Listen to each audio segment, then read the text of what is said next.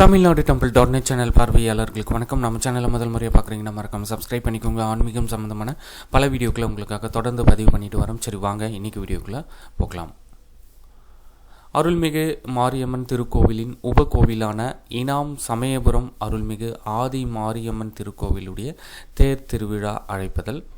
நாட்கள் 23/2/2026 முதல் 1/3/2026 வரை.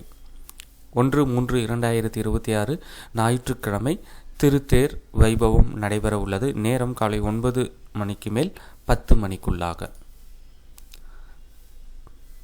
ஆதி மாரியம்மன் திருக்கோவிலுடைய தேர் திருவிழா அழைப்புதல் இதோ உங்களுக்காக. என்னென்ன நாட்களில் என்னென்ன விழாக்கள் நடைபெற உள்ளது என்ற விவரங்கள் இதோ.